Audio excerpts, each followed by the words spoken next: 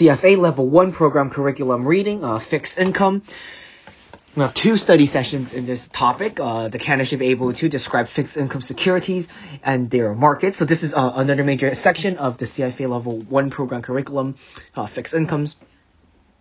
The candidate should be able to describe fixed income securities and their markets, yield measures, risk factors and valuation measures, and drivers. The candidate should be able to calculate yields and values of fixed income securities. Fixed income securities continue to represent the large capital market segment in the financial ecosystem and the primary means in which institutions, governments, and other issuers raise capital globally. Institutions and individuals use fixed income instruments, investments, in a wide range of applications, including asset liability management, income generation, and principal preservation. Since the global financial crisis of 2008, evaluating risk, in particular credit risk for fixed income securities, has become an increasingly important aspect of this asset class. Okay, so study session 16, fixed income 1. The study session introduces the unique attributes and defines fixed income securities and follows with an overview of global debt markets, primary issuers, sector and bond types, and are explained key concepts of the calculation and interpretation of bond prices, yields, and spreads, and coverage of interest rate risk and key related risk measures are presented. Securitization, the creation of fixed income securities backed by certain typically less liquid assets, including of various types, characteristics, and risks of these investments, are ended this session. So we have reading 50, 51, 52, and 53 within this topic. Okay, reading 50. Fixed income securities, defining elements. The candidate should be able to describe basic features of a fixed income security, describe content of a bond indenture, compare affirmative and negative covenants, and identify examples of each.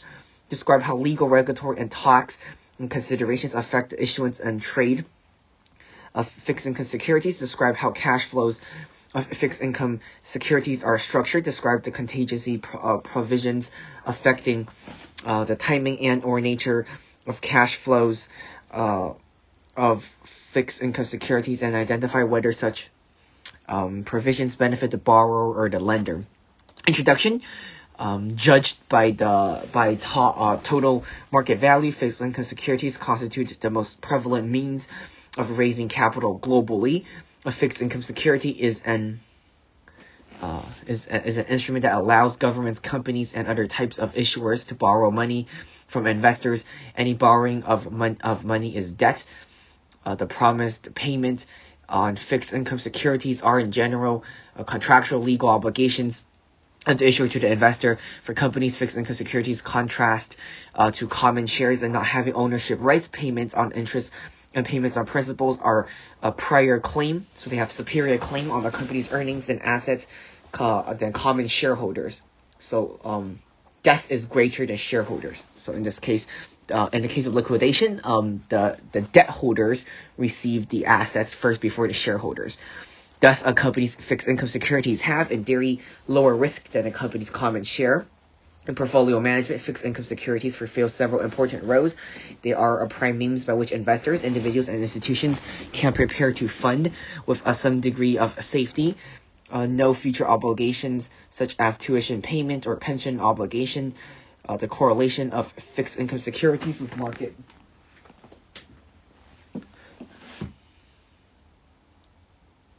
with common shares vary by adding fixed income securities to portfolios including common shares is usually an effective way of obtaining diversification benefits.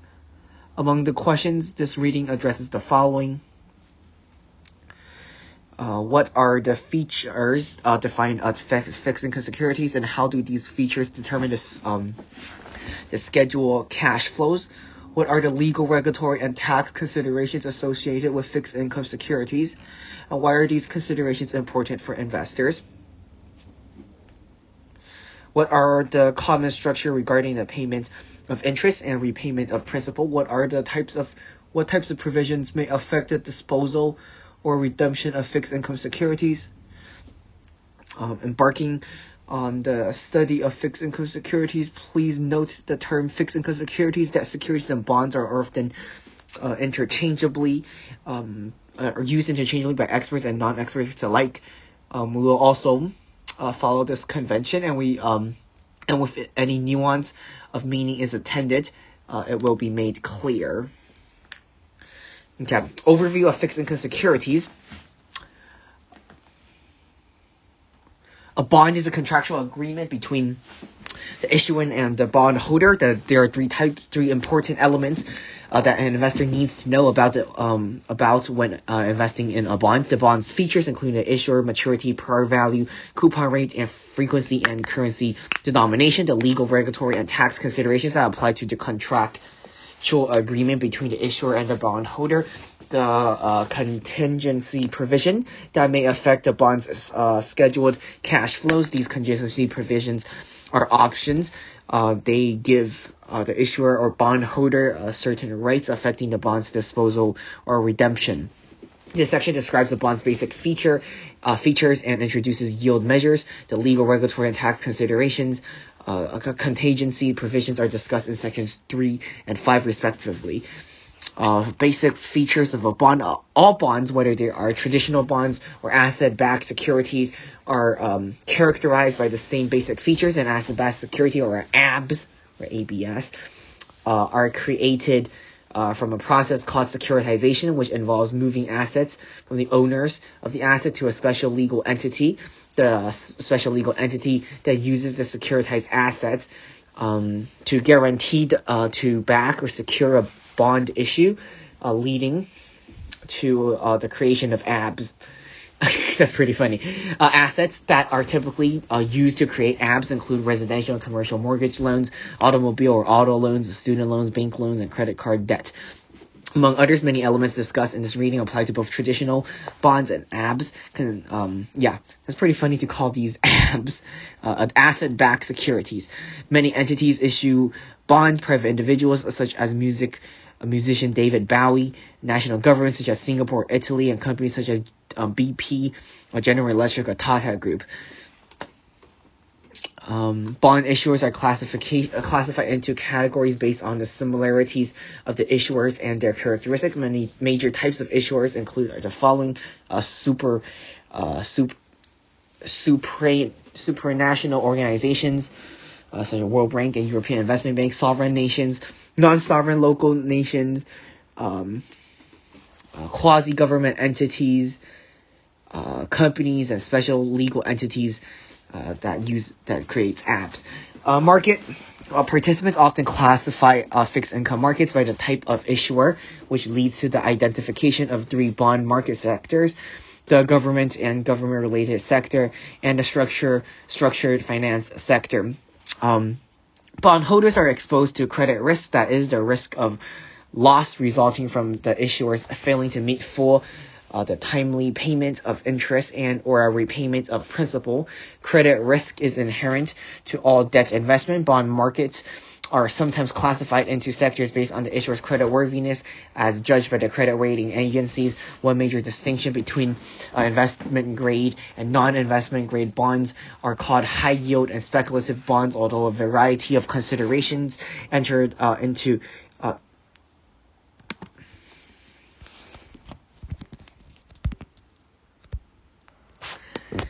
bondholders are expected to credit risk. Maturity. The maturity date of a bond refers to the date when the issuer is obligated to redeem the bond by paying the outstanding principal amount. The tenor is the amount remaining until the bond's maturity date. The tenor is an important consideration in the analysis of a bond. It indicates the period over which the bondholder can expect to receive the interest payments on a length of time until the principal is repaid in full. Maturities typically range from overnight to 30 years or longer. Fixed income securities with maturities at issuance of 1 year or less are known as money market securities. Issuers of market securities of government companies, commercial papers are classified and classified certificates of deposit are examples of money market securities.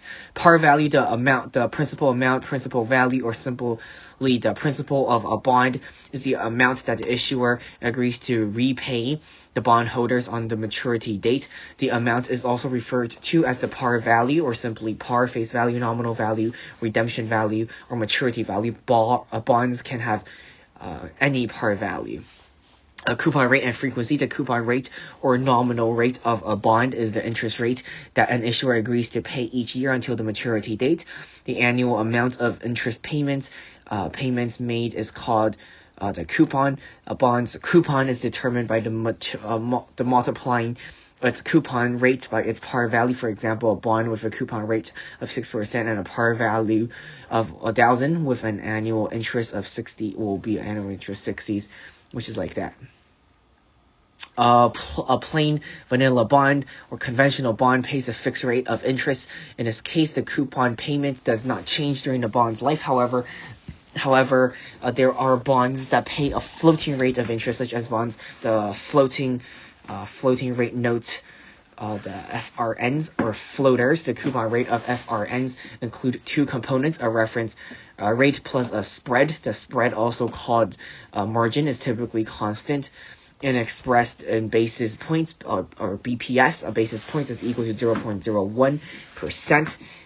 In other words, there are 100 basis points and 1%. The spread is set with the bond is issued based on the issuer's creditworthiness and insurance. The higher the issuer's credit quality, the lower the spread. The reference rate, however, resets periodically. Thus, as the reference rate changes, the coupon rate and coupon payment change accordingly. Okay. Currency denominations. Bonds can be issued in any currency, although a large number of bonds issues are made in either euros or US dollars. The currency is of issue may affect the bond's attractiveness if the currency is not liquid or freely traded, or if the currency is very volatile relative to major currencies. Investment in that currency may not appeal to many investors. For this reason, borrowers in developing countries often elect to issue bonds in a currency other than their local currency, such as the euro or US dollars, because doing so makes it easier to place the bond with international investors. Issuers may choose to issue in foreign currency if they are expecting cash flow in the foreign currency. Because of interest payments and principal repayments can act as neutral hedge. As a natural hedge, reducing currency risk. If a bond is aimed solely at a country's domestic investors, it is more likely that the borrower will issue in local currency. Dual currency bonds make coupon payments in one currency and pay the par value at maturity in another currency. For example, assume that a Japanese... Yes, that makes sense, Okay. Currency option bonds can be viewed as a combination of single currency plus a foreign currency option. They give bondholders the right to choose the currency in which they want to receive interest payments and principal repayments. Bondholders can select one of two currencies for each payment. So this is what it looks like. The downward pointing arrow in Exhibit 1 represents the cash flow paid by the bond investor on the day of the bond issue. That is 10,000 yen. An upward pointing arrow are the cash flows received by the bondholder during the bond's life.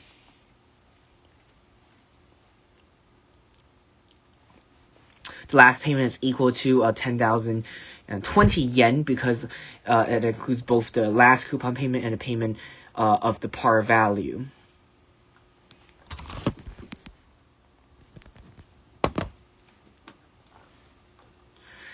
Yield measures. There are several yield measures commonly used by market participants. The current yield or running yield is equal to the bond's annual coupon divided by the bond's price expressed as a percentage. For example, the most commonly referred yield measure is known as the yield of maturity, also called the yield of redemption or redemption yield. The yield of maturity is the internal rate of a return on a bond's expected cash flow. That is the discount rate that equals that equates to present value of the bond's expected cash flows until maturity with the bond's price. The yield of maturity can be considered an estimate of the bond's expected return. It reflects the annual return of an investor will earn on a bond if the investor purchases the bond today and holds it until maturity. This is the inverse relationship between the bond's price and its yield to maturity. All else being equal, that is, the higher the bond's yield to maturity, the lower the price. Alternatively, the higher the bond's price, the lower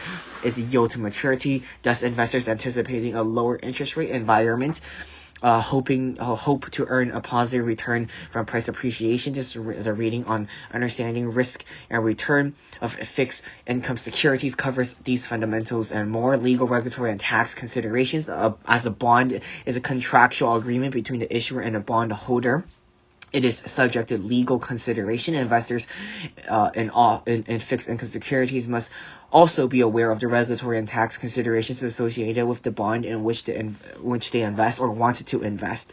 A bond indenture, the trusted deed in the legal contract that describes the form of the bond, the obligations of the issuer, and the rights of the bondholders. Market participants frequently call this legal contract the bond indenture.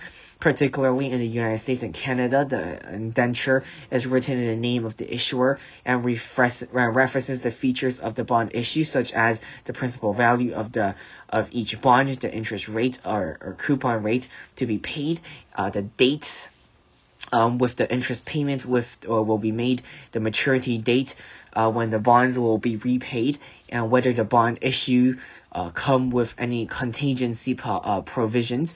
The indenture also includes information regarding the funding sources for the interest payments and principal repayments, and it specifies any collateral, credit enhancements, or covenants. Collaterals are assets of financial guarantees underlying the debt obligations above and beyond the issuer's promise to pay. Credit enhancements are provisions that may be used to reduce the credit risk of a bond.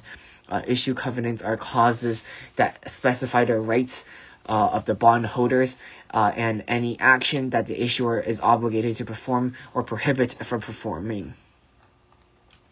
When assessing the risk-reward profile of a bond issue, investors should be informed by the contents of the indenture.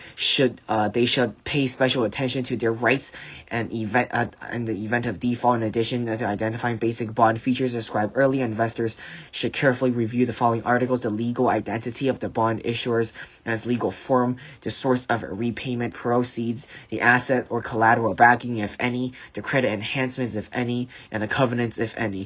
Legal identity and bond issues and its legal form. The legal obligation to make the contractual payments is assigned to the bond issuer. The issuer is identified in the indenture by its legal name. For the sovereign bond, the issuer is usually the office responsible for managing national budgets, such as the Her Majesty's Treasury or HM Treasury. In the UK, the legal issuer may be different from the body that administers the bond issue process. The UK example, the legal obligation to repay gilts lies with Her Majesty Treasury by the bonds and issued by the UK Debt Management Office, an executive agency of HM Treasury. Source of repayment proceeds. The indenture usually describes how the issuer intends to serve the debt and repay the principal. Generally, the source of repayments for bond issued by supranational organizations is either the repayment of previous loans made by organizations, or the paid-in capital from its members. National governments may also act as guarantors of certain bond issues if additional sources of repayment are needed. The supranational organization can typically call on its members to provide funds. There are three major sources for repayment of non-sovereign government debt. Issues and bonds are usually classified according to the sources. The first source is through the general taxing authority of the issuer. The second source is from the cash flow of the project, the bond issue and financing. The third source is from a special taxes or fees established specifically for the purposes of funding interest payments and principal repayments. The source of payment for corporate bonds is the issuer's ability to generate cash flows primarily through its operations. The cash flows depends on the issuer's financial strength and integrity because corporate bonds carry a higher level of credit risk than otherwise similar sovereign and non-sovereign government bonds that typically have a higher yield. As in collateral backing, collateral backing is a way to allocate credit risk. Investors should review where they rank compared with other creditors in the event of default and analyze the quality of the collateral backing the bond issue. Seniority ranking, secured bonds are backed by assets or financial guarantees pledged to ensure debt repayment in the case of default. In contrast, unsecured bonds have no collateral. Bondholders are generally claim on issuers' assets and cash flows. Thus, unsecured bonds are paid after secured bonds in the event of default. By lowering credit risk, collateral backing increases the bond issuer's credit quality and decreases its yield. Debentures are a type of bond that can be secured or unsecured. In many jurisdictions, debentures are unsecured bonds with no collateral backing assigned to the bondholders. In contrast, bonds known as debentures in the UK and other Commonwealth countries such as India are usually backed by assets or a pool of assets assigned as collateral support for the bond obligation and segregated from the claims of other creditors. Thus, it is important for investors to review the indenture and determine whether a debenture is secured or unsecured. If a debenture is secured, debenture holders rank above unsecured creditors of the company. They have a specific asset or pool of assets that the trustee can call on to realize the debt in the event of default. Types of collateral backing: we have the collateral trust backing, equipment trust backing. Financial institution, particularly in Europe, issues covered bonds. A covered bond is a debt obligation backed by segregated pool of assets called a covered pool. Covered bonds are similar to ABSs, but are asset-backed securities, but offer bondholders additional protection if the financial institution defaults. A financial institution that sponsors ABSs transfers the asset backing the bond to a special legal entity. If the financial institution defaults, investors who hold bonds in the financial institution have no recourse against the special legal entity, and its pool of assets becomes a special legal entity in a bankruptcy remote vehicle. Internal credit enhancements. The most common form of internal credit enhancements are subordination, over-collateralization, and reserve action. Subordination, also known as credit tranching, is the most popular internal credit enhancement technique.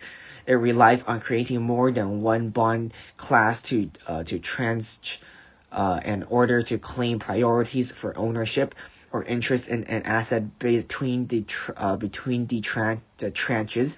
The cash flow generated by the assets are allocated with different priority to tranches of different seniority in order to claim priority, called a senior or subordinate structure, where the tranches of higher seniority are called senior, followed by the subordinate or junior tranches. Over-collateralization refers to the process of posting more collateral than is needed to obtain or secure financing. It represents a form of an internal credit enhancement because the additional collateral can be used to absorb losses. For example, if the issuance the principal amount of bond issue is 100 million, and the value of the collateral is 110 million. The amount of over collateralization is 10 million. Over time, the amount of over collateralization changes, for instance, as a result of amortization, repayments of defaults. In the case of MBSs, a major problem associated with over collateralization is the value of the collateral.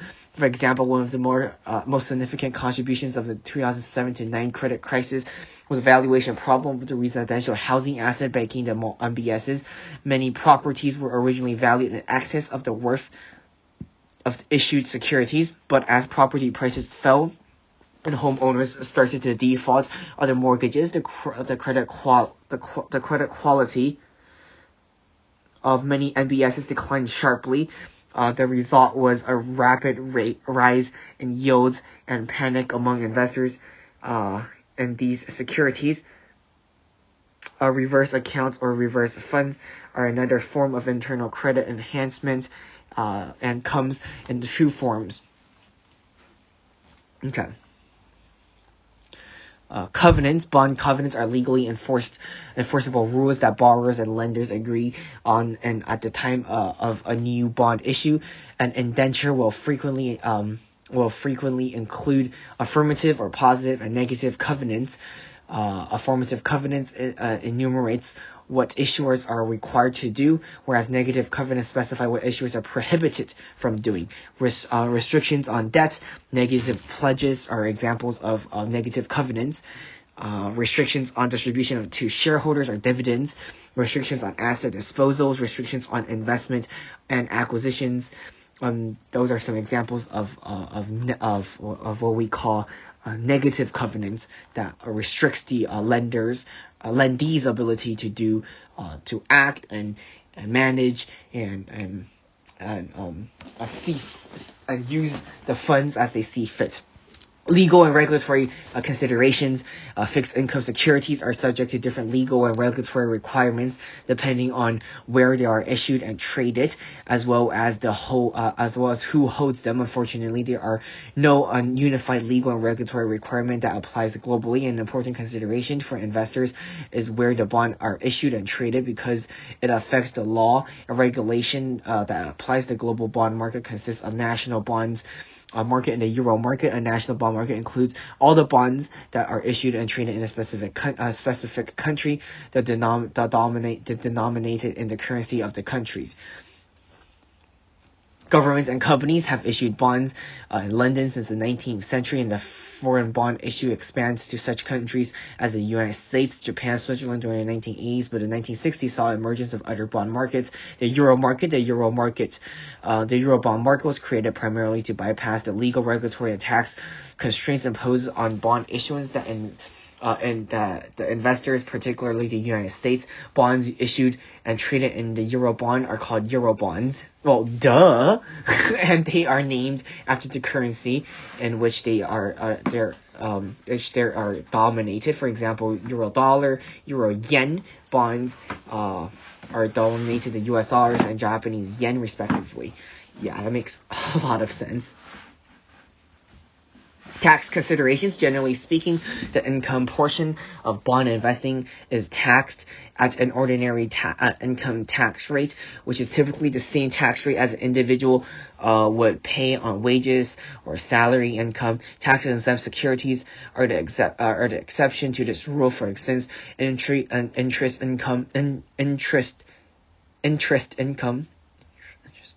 income received by holders of local government bond called municipal bonds in U.S. is often exempt from federal income tax and from income tax at a state in which the bond is issued. The tax statute of bond income may also depend on when the bond is issued and traded. For example, some domestic bonds pay their interest net of income tax. Other bonds, including some euro bonds, may make gross interest payments.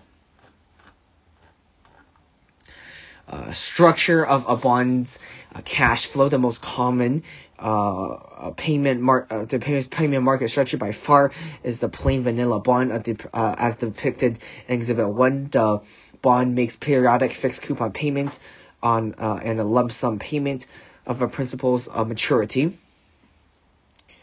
But they are not but there are other structures regarding both the principal payment and the interest payment. The principal payment structure, there is the bullet, fully amortized, and partially amortized bond. The payment structure of a plain vanilla bond has been used for nearly every government bond ever issued, as well as for a majority of corporate bonds. Such as bond is known as a bullet bond because the entire payment of principal occurs at maturity. In contrast, an amortizing bond has a payment schedule that calls for periodic payments of interest and repayments of principal. A bond that is fully amortized is characterized by a fixed periodic payment schedule that reduces the bond's outstanding principal amount to zero by the maturity date. A partially amortized bond also makes the fixed income payment until maturity, but only a portion of the principal is repaid by the maturity date. Thus, the balloon payment is required at the maturity to retire the bond's outstanding principal amount. A sinking fund arrangement. A sinking fund arrangement is another approach that can be used to achieve the same goal of periodic retiring the bond's principal outstanding. The term sinking fund refers to the issuer's plan to set aside funds over time to retire the bond. Originally, a sinking fund was a specified cash reserve that was segregated from the rest of the issuer's business for the purposes of repaying the principal. More generally today, a sinking fund arrangement specifies a portion of the bond's principal outstanding, perhaps 5%, that must be repaid each year throughout the bond's life, or after a specified date. The repayment occurs whether or not an actual segregated cash reserve has been created. A coupon payment structure. A coupon is the interest payment that the bond issuer makes to the bondholder. A conventional bond pays a fixed periodic coupon over a specified time to maturity. Most frequently, the coupon is paid semi-annually for sovereign and corporate bonds. This is the case of U.S., the U.K., the Commonwealth countries such as Bangladesh and India and New Zealand. Eurobonds usually pay an annual coupon, although some Eurobonds make quarterly coupon payments. The norm for a bond issued in the Eurozone is for an annual coupon, although there are exceptions. Fixed rate coupons are not the only coupon payment structure. However, a wide range of coupon types is often the global fixed income.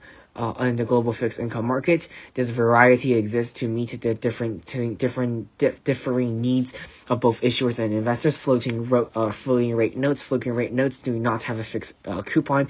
Instead, their coupon rate is linked to the external reference rates such as LIBOR. Thus, FRN's interest rates will fluctuate periodically during the bond's life following the change in the reference rate.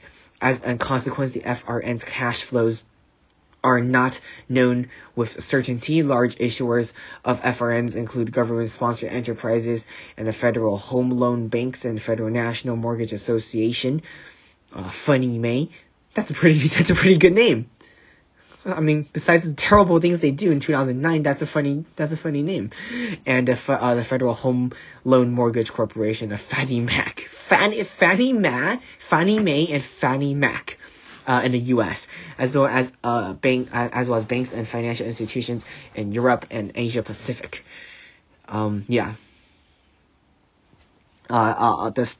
coupon of a step-up coupon bond, which may be fixed or floating, increases by specified margins at specified dates. An example of a bond with a step-up coupon is the FRN that was issued by the British bank HBOS PLC in 2005. The FRN had a 20-year maturity, and the coupon was linked to 3 months LIBOR plus an initial spread of 50 BPS. The spread was scheduled to increase to 250 BPS over LIBOR in 2015 for the bond's tenure. Bonds with step-up coupons offer bondholders the same protection against raising interest rates, and they may be an important feature for callable bonds. When interest rates increase, then there is a higher likelihood that the issuer will not call the bonds, particularly if the bonds have a fixed rate of interest. The step-up coupon allows bondholders to receive a higher coupon in line with the higher market interest rates. Alternatively, when interest rates decrease to remain stable, the step-up feature acts as an incentive for issuers to call the bond before the spread increases and the interest expense rise.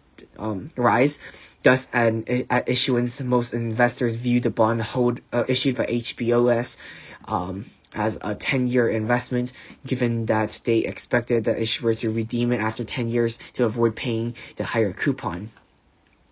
Credit-linked coupon bonds. A credit-linked coupon bond has a coupon that changed from the bond's credit rating change. An example of bond with a credit-linked coupon will be the British Telecom's bond maturing in 2020.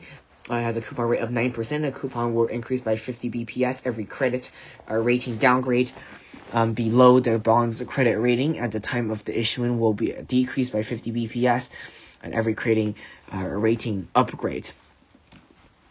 Okay, so some other types of bonds. We got the payment in kind bond, which allows issuers to pay interest in the form of additional amounts of the bond issued rather than a coupon payment. We have the deferred coupon bond. A deferred coupon bond, or sometimes also called the split coupon bond, pays no coupons for its first few years, but pays a higher coupon than otherwise normally would be expected, or normally than with the vanilla type of bond. Index-linked bonds. An index-linked bond has a coupon payment or principal repayment linked to a specified index, so it's based on the index's performance. Different methods have been used for linking the cash flows of an index-linked bond to a specified index. The link can be made through the interest payment, the principal repayment, or both. The following examples describe how the link between the cash flow of the index is established using inflation-linked bonds as an illustration. Zero coupon index. The bonds pay no coupons, so the inflation adjusted is made through the principal payment only. The principal amount to be repaid and maturity increases with a line and with increases the price index during the bond's life. Capital index bonds pay a fixed coupon rate, but is applied to the principal amount that increases that line in line with increasing the index during the bond's life. Thus, both the interest payments and the principal payments are adjusted for inflation. Such bonds can be issued by governments in Australia, Canada, New Zealand, UK, US. Okay.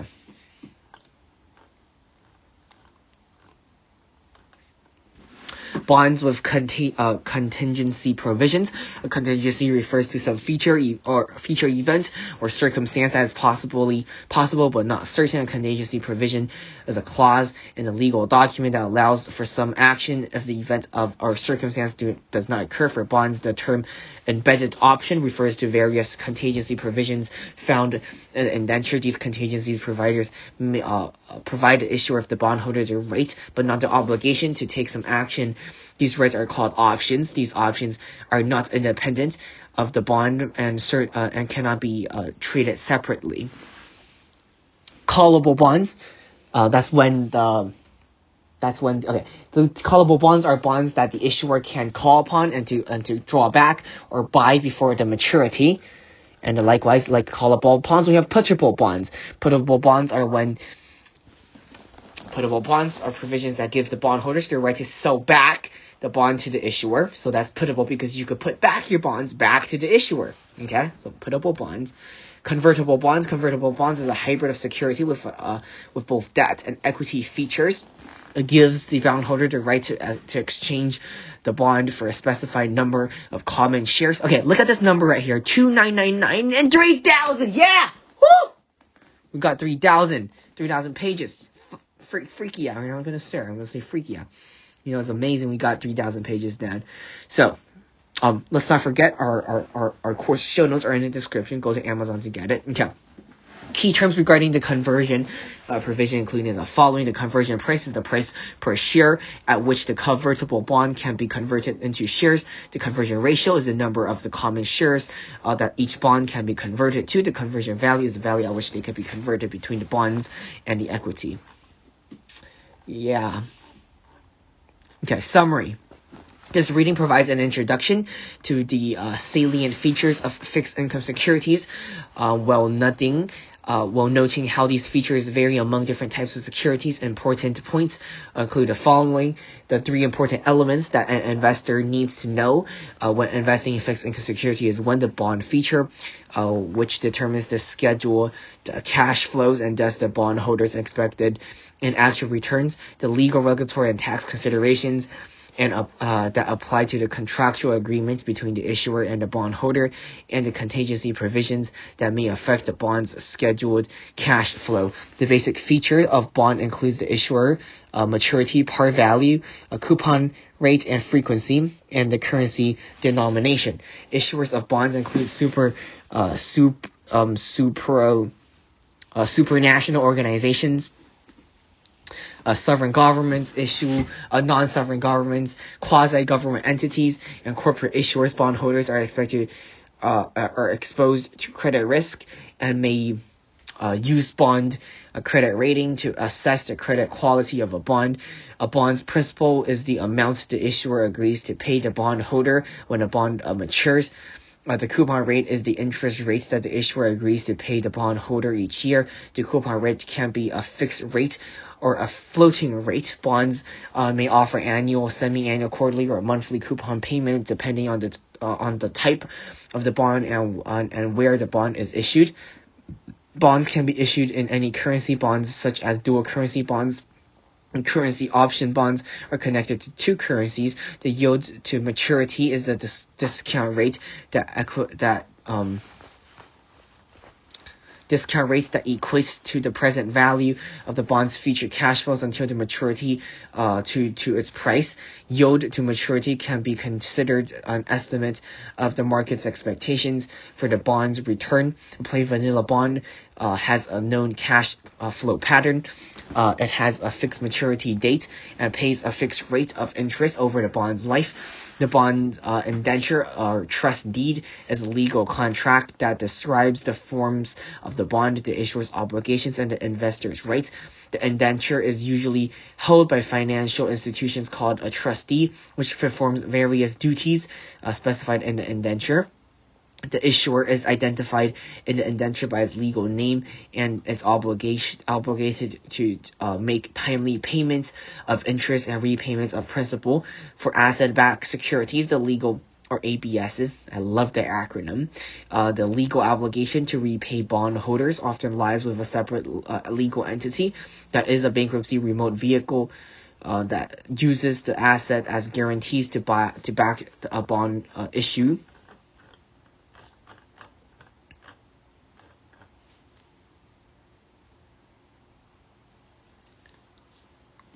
How the issuer intends to serve the debt and repay the principal should be described in the indenture. The source of repayment proceed varies depending on the type of bond. Collateral backing is a way to alleviate credit risk. Secured bonds are backed by assets or financial guarantees pledged to ensure debt payment. Examples of collateral backed bonds includes collateral trust bonds, equipment trust certificates, mortgage-backed securities, and covered bonds. Credit enhancement can be internal or external. Examples of internal credit enhancement includes subordination, over-collateralization, the reserve account, a bank guarantee, a surety bond, a letter of credit, and a cash collateral account are examples of external credit enhancements. Bond covenants are legally enforceable rules that borrowers and lenders agree on the time of a new bond issue. A formative covenants covenants enumerate what issuers are required to do, whereas negative covenants enumerate what issuers are prohibited from doing. An important consideration for investors is where the bonds are issued and traded, because it affects the law, regulation, and tax statutes that apply. Bonds issued in a particular country in local currency are domestic bonds. If they are issued by entities incorporate in another country, and foreign bonds, if they are issued by entities incorporated in another country, Eurobond, are issued internationally, or outside the jurisdiction of any single country, and are subject to a lower level of listing, disclosure, regulatory requirement than domestic or foreign bonds. Global bonds are issued in the Eurobonds makes market and at least one domestic market at the same time, although some bonds may offer special tax advantages. As a general rule, interest is taxed at ordinary income tax rate. Some countries also implement a capital gains tax. This may be a specific tax provision for bonds issued at a discount or bought at a premium. An amortizing bond is a bond whose payment schedule requires periodic payments of interest and repayments of principal. This differs from a bullet bond, whose entire payment of principal occurs at maturity. The amortizing bond's outstanding principal amount is reduced by 0 by the maturity date for a fully amortized bond, but a balloon payment is required at maturity to retire the bond's outstanding principal amount. For the perpetual amortized bond, sinking fund agreement provides another approach to periodic retirement of principal, in which an amount of a bond is principal outstanding amount and is usually repaid each year throughout the bond's life, or after the specified date. A floating rate note or floater is a bond whose coupon is set based on some reference rate plus a spread. FRN can be floored, capped, or collared. And inverse FRN is a bond whose coupon has an inverse relationship to the reference rate. Other coupon payments structure include bonds with step-on coupons, with paid coupons that increase by specified amounts on a specified dates, bonds with credit-linked coupons, which change with the issuer's credit rating changes, bonds with payment-in-kind coupons that allows the issuers to pay coupons with additional amounts of the bond issue rather than in cash. The bonds with deferred coupons, which pays no coupons in the early years following the issue, but higher coupons thereafter. The payment structure for index-linked bonds vary considerably among countries. A common index-linked bond is an inflation-linked bond or linker, whose coupon payments and or principal payments are linked to a price index. Index-linked payment structure includes zero coupon index bonds, interest index bonds, capital index bonds, and index annuity bonds. Common type of bonds with embedded options include callable bonds, puttable bonds, and convertible bonds. These options are embedded in the sense that they are provisions provided in the indenture that grant either the issuer or the bondholder certain rights affecting the disposal or redemption of the bond. They are not separately traded securities. Callable bonds give the issuer the right to buy bonds back prior to maturity, thereby raising the reinvestment risk for bondholders. For this reason, callable bonds have to offer a higher yield than sell at a lower price than otherwise similar non-callable bonds to compensate the bondholders for the value of the call option to the issuer. Puttable bonds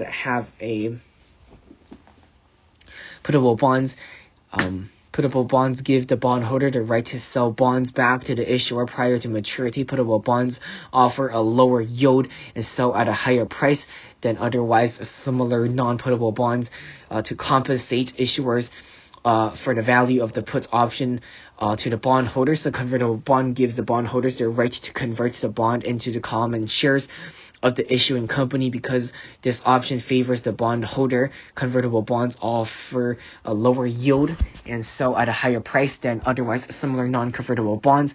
All right, that is reading 50. We have finally passed the 3,000 mark, and let's not forget I have my show notes and the unit and the notes in the description. Don't go to get that. And I do hope my readings have been helpful, and I hope to see you guys next time. Well, we'll be getting into more deeply into fixed incomes, or about reading 51 about fixed income markets, issuance, trading, and funding. So do hope my readings have been helpful, and I hope to see